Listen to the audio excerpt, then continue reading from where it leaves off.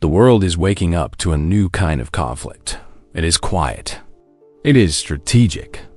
And it is happening right now in boardrooms and foreign ministries, not on battlefields.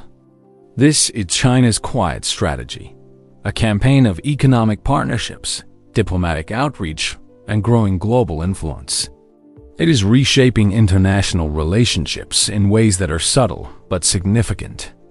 After trade talks with the US in Geneva, China did not pause to regroup. Instead, it launched a full-scale diplomatic campaign across Europe, one capital at a time. The strategy? Divide and delay.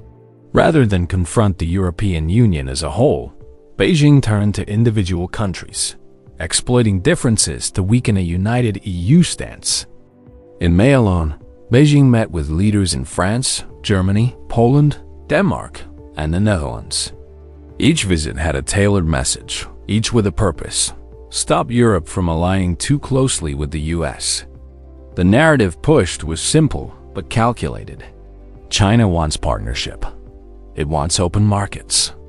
But what it truly seeks is time and space to push back against rising regulation. China presented itself as a supporter of global trade rules. It emphasized cooperation and economic stability, suggesting that Europe could maintain balanced relations without being drawn into major power rivalries. France was courted as a driver of EU-China relations. Germany was warned about de-risking. Poland was asked to steer the EU in a more constructive direction. And Denmark? It was all about investment and climate cooperation. Even the UK, now outside the EU, was brought back into the fold. China used this as a test case. Could it reframe ties with the West on its own terms? At the heart of China's charm offensive was The Hague. The Netherlands is key to semiconductor supply chains, and China needs Dutch tech. So Beijing struck a softer tone, dialogue, not demands. This two-faced strategy, friendly with national capitals, confrontational with Brussels, highlights the core of China's silent war: weaken collective action, strengthen bilateral ties. And it is working. While the EU is ramping up scrutiny of Chinese firms, individual countries remain cautious. Germany, for instance, continues deep investment in China, even as its economic leverage shrinks.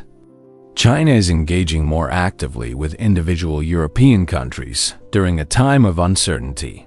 As long as decisions within the EU take time, Beijing may find more room to build relationships and shape outcomes through bilateral channels.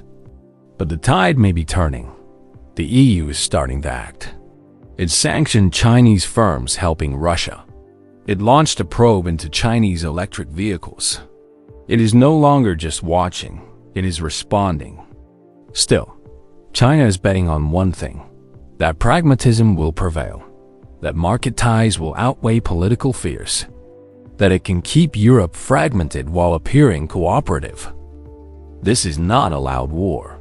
There are no explosions. But make no mistake, it is a war of narratives, alliances, and long-term positioning.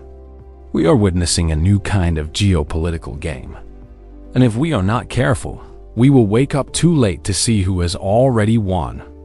If you believe in clear reporting and independent analysis, help us keep making videos like this. Donate today so we can keep shining a light on the silent shifts shaping our world.